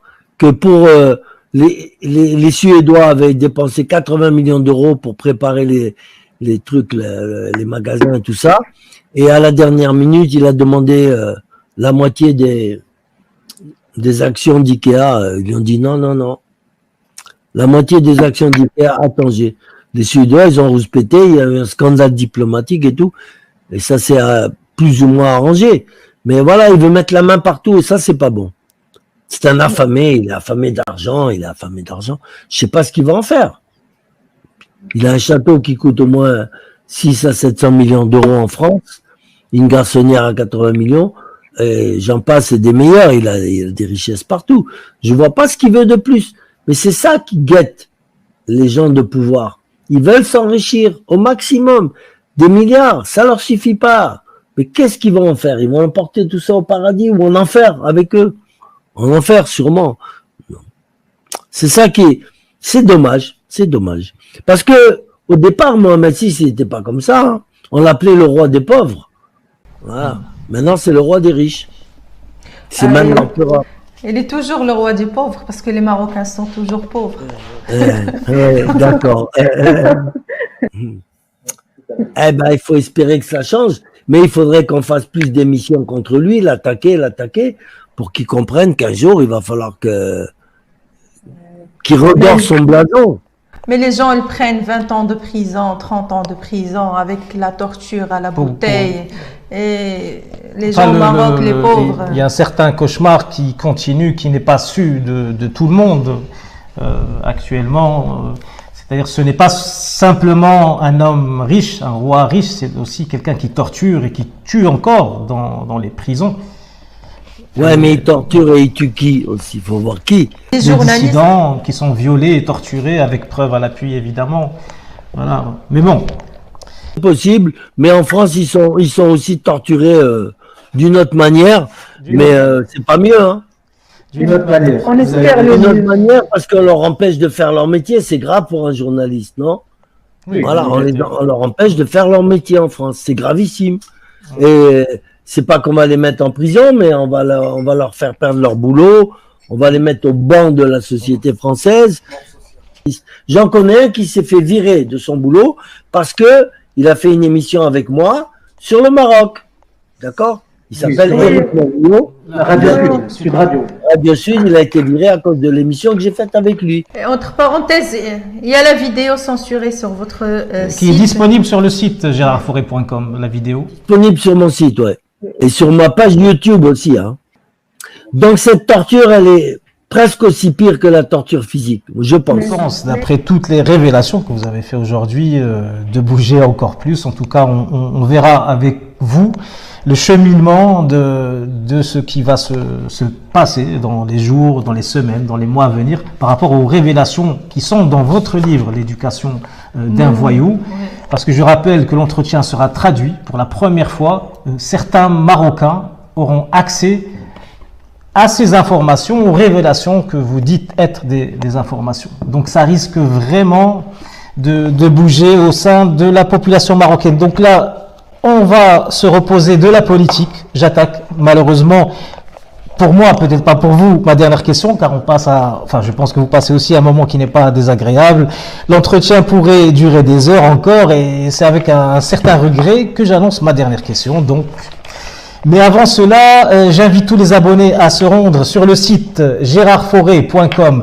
Vous y trouverez tous les éléments qui complètent cet entretien. Et vous aurez le plaisir de retrouver aussi le dernier livre de Gérard Fauré, L'éducation d'un voyou en version audio, pour nos amis marocains. Fort, attention, Gérard Faure, pas d'accent, hein, gérardfaure.com. Gérardfaure.com. Voilà, Faure. Collé, hein, gérardfaure.com. En tout cas, Sur tout le long de l'entretien, vous aurez le loisir de voir le site défiler sur ça va être la épinglé vidéo. dans le premier commentaire ici. غادي تلقاو في الكومنتير الاول اللي غادي نطلعوا غادي تلقاو لو سيت ديال السيد جيرار فوغي، تقدروا تدخلوا ليه، راه فيه جميع المعلومات، فيه الكتب ديالو، تقدروا تسمعوا الكتب ديالو. كاينين دي فيديو اللي كاينين اكسكلوزيفمون ولا حصريا في لو سيت. غنخلي لكم لو سيت القناه ديال السيد جيرار فوغي في الكومنتير الاول épinglé. Donc vous trouverez l'éducation d'un voyou en version audio pour nos amis marocains qui auraient du mal à le trouver en librairie, ainsi que d'innombrables d'autres surprises et révélations. Justement, j'en reviens à ma dernière question.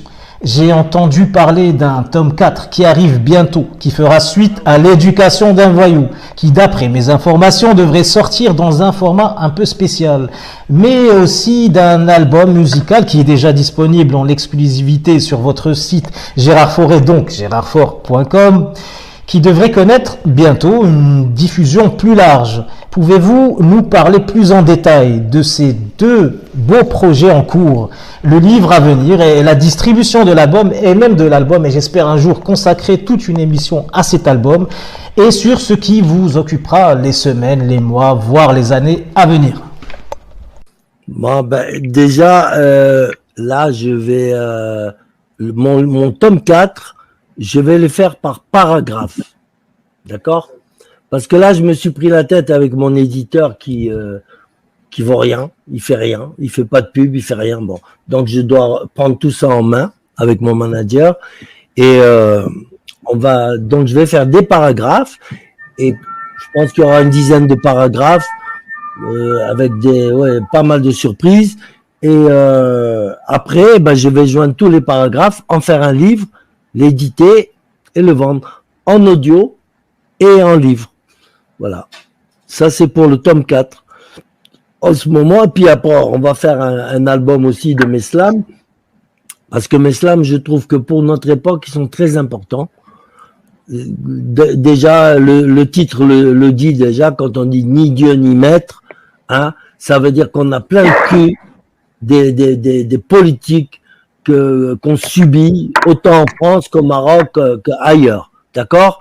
Tous ces mensonges, tous ces lobbies pharmaceutiques qui nous obligent à nous vacciner, toutes ces saloperies, on en a marre. Et ça va exploser un jour. Bon, en attendant, Meslam explique un peu tout ça et la disparition du vrai français, du seigneur, du conquérant, du vaillant, du chevaleresque, c'est fini tout ça.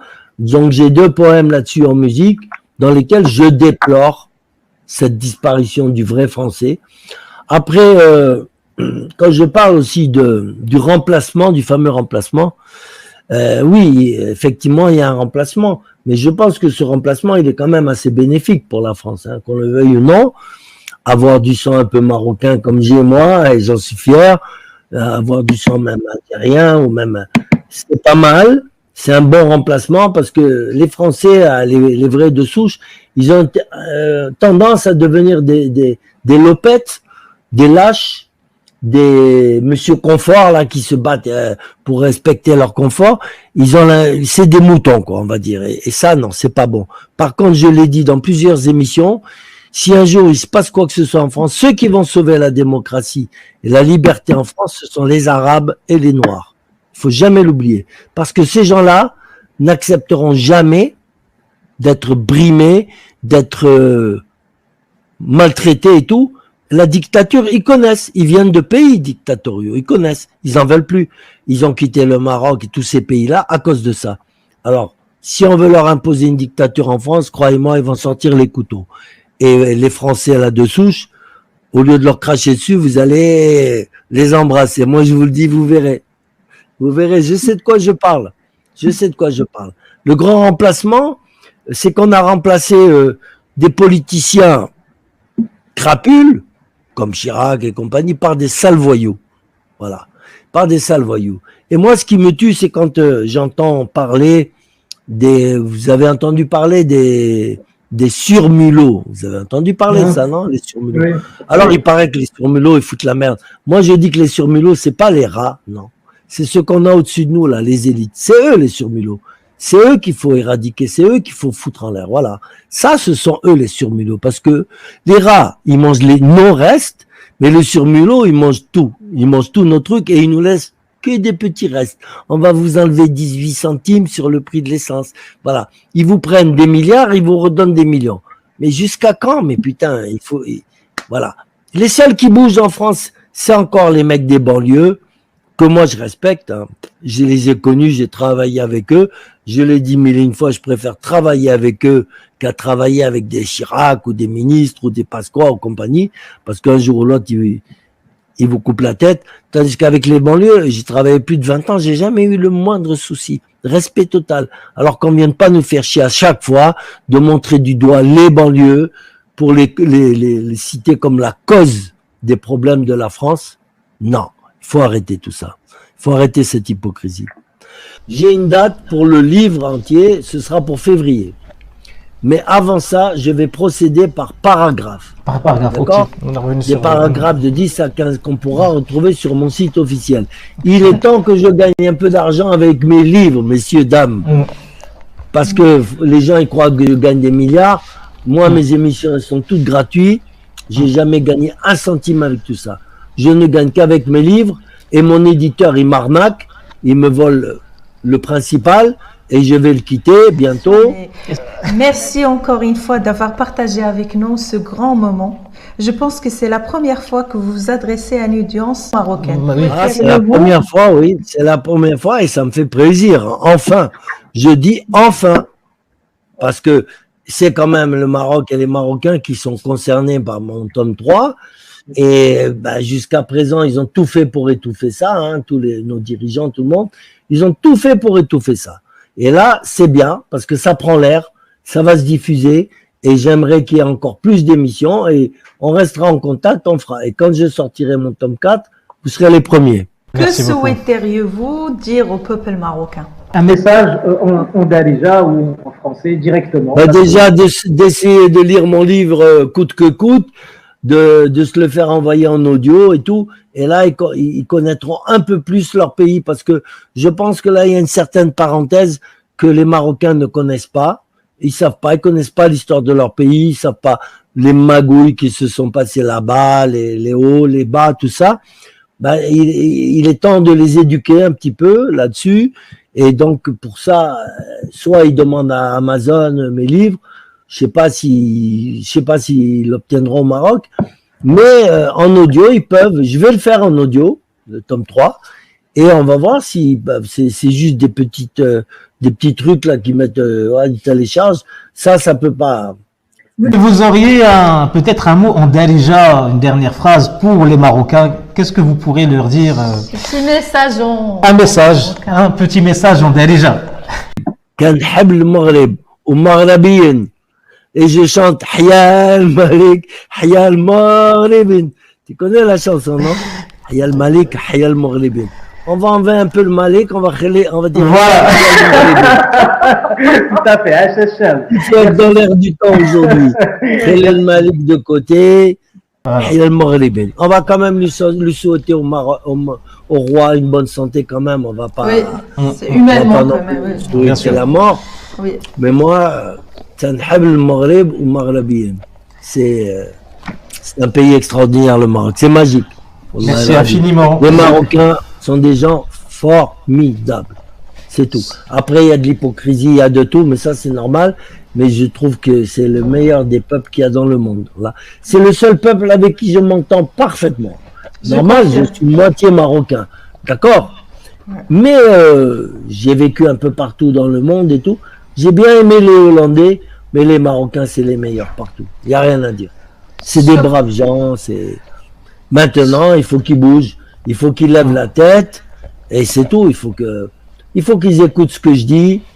Parce que moi, je mens pas. Je dis que la vérité, le haq. Et c'est tout. Et je leur dis, vous inquiétez pas. Vous partez encore au Maroc, monsieur Gérard Fauré? Ah non, Depuis combien de temps? Non. Déjà, il vient d'essayer de me tuer en France. Et moi, je vais aller au Maroc. Au Maroc, avec les chaînes, avec tout. Non. Depuis combien de temps vous n'avez pas mis les pieds au Maroc? Depuis 2015. 2015, d'accord. En 2015, je voulais montrer le Maroc à un ami, un Argentin, mon associé. On est resté que 2 jours, parce que je lisais le journal marocain, l'Opinion.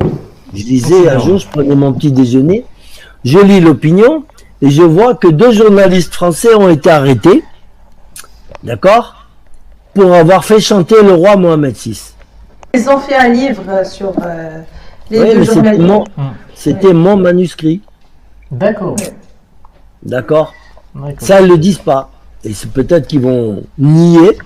C'était mon manuscrit. Alors, je me suis sauvé en vitesse. J'ai pris le premier bateau. Mon associé me dit, oh, qu'est-ce qui t'arrive? J'ai même pas eu le temps de manger un tagine ou là, un couscous. J'ai dit, ça va, sahbi, parce que, non, ça va mal se passer. Oui. Bien sûr. شكرا لكم. نتمنى ان الحلقه تكون عجبتكم. ما تنساوش تخليو الراي ديالكم في لي كومونتير. ما تنساوش تبارطاجيو لا فيديو، تلايكيو لا فيديو اللي عجبتكم وتبارطاجيو، حيت السيد جيرار فوغي اول مره وحصريا غادي يجي على قناه مغربيه، وكما شفتوا عطانا بزاف ديال المعلومات. ما تنساوش تبارطاجيو لا فيديو على ابعد نطاق. شكرا لك عدنان فيلالي. Merci Dunia, merci infiniment monsieur Gérard Fauré de votre présence. Ah mais ça a été un plaisir, hein. Franchement tout le plaisir a été pour moi. Je vous en partage un petit peu, mais 80% du plaisir c'est Alia, c'est pour moi. Ah ouais, j'ai adoré cette émission. Enfin j'ai pu parler grâce à vous. J'ai pu parler, j'ai pu dire ce que je pense librement, et si je peux éclairer quelques Marocains, je suis content. Voilà, c'est un peu mon but. J'ai 2 buts, j'ai 2 combats. La pédophilie, je suis en train de les massacrer et ça va mal se terminer pour eux. Et le Maroc. Le Maroc, moi, il me tient à cœur. Je voudrais voir ce pays heureux, bourré de touristes, que les gens se bousculent pour aller au Maroc. Maroc. Je fais tout pour, parce que si je m'en prends au roi, c'est une chose. Par contre, le pays, non, je peux pas m'en prendre au pays. C'est le pays qui m'a vu grandir, qui m'a donné le macla, les bons tagines, les bons couscous et tout ça. Et la joie de vivre, moi, j'ai eu que du bonheur dans ce pays. Que du bonheur, mes parents aussi. C'est un pays formidable. Donc voilà, je suis très content d'avoir parlé de ce pays un petit peu. Ça m'a mis du baume au cœur. Et si on refait une émission dans 2 ou 3 mois, je serai tout à fait d'accord. On pourra choisir notre sujet. On pourra reparler du Maroc pour voir les événements. Mais bon, en tout cas, je vous remercie. Pour moi, ça a été formidable. Nickel. C'est quand vous voulez, monsieur Gérard Fauré. Merci beaucoup. On se retrouve au lundi, Inch'Allah, في الحلقة القادمة. Salam alaikum. Bye bye.